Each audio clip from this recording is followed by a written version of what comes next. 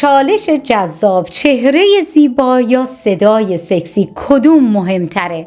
امروز میخوام یک چالش جذاب رو باهاتون به اشتراک بذارم. سوال اینه: چهره زیبا یا صدای سکسی؟ شما کدوم ترجیح میدید و چرا؟ نظرتون رو در کامنت ها بنویسید و بگید که برای شما کدوم مهمتر هستش.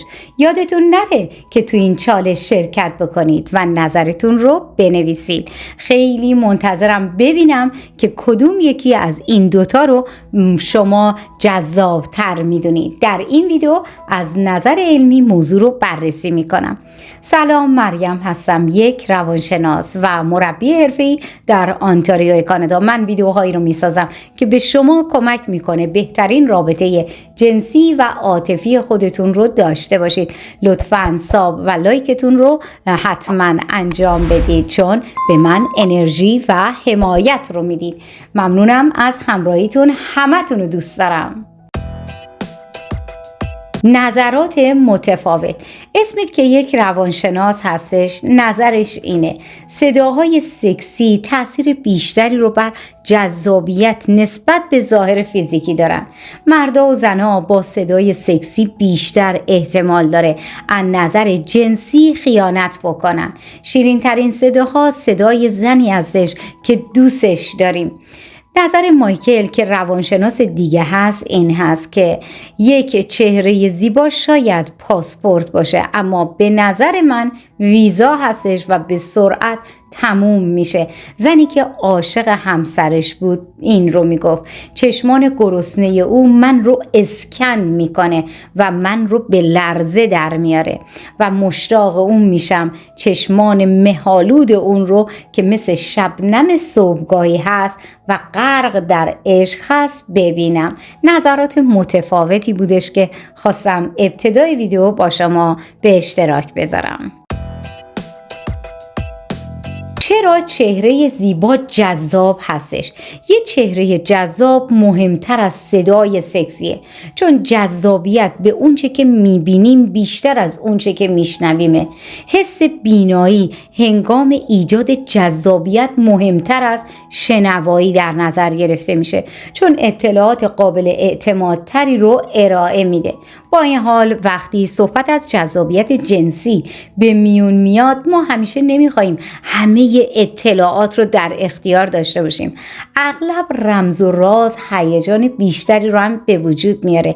برخی استدلال میکنن که بینایی برای جذب جنسی مردا مهمتر هستش، در حالی که شنوایی برای زنها مهمتره. به عبارت دیگه مردان با چشم و زنها با گوش عاشق میشن.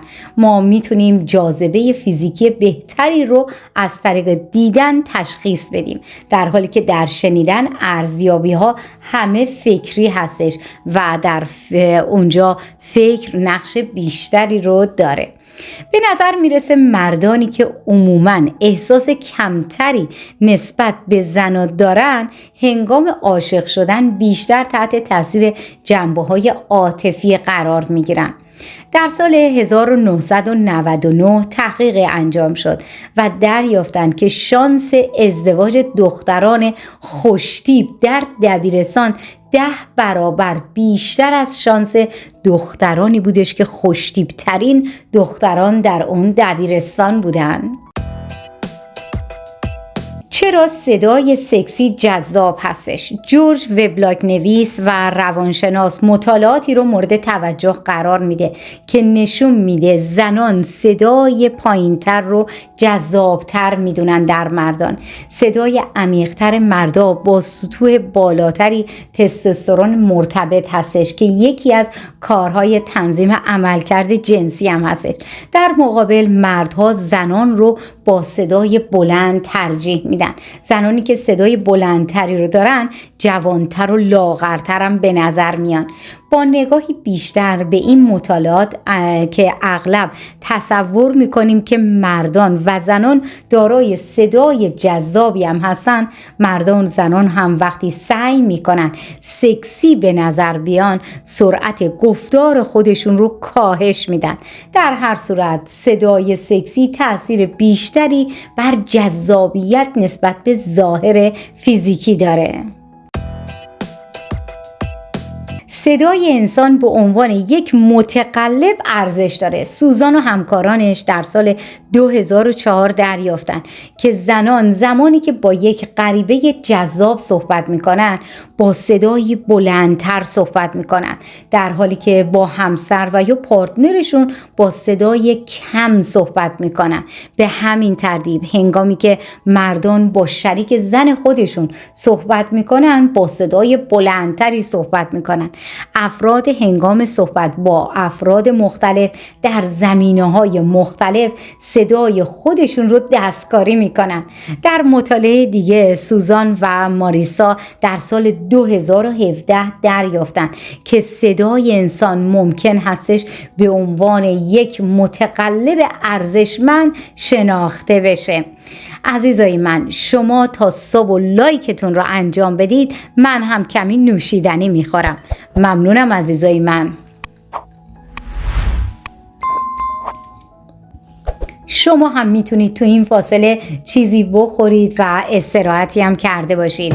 بریم برای ادامه ویدیو. مقایسه صدای سکسی با چهره زیبا.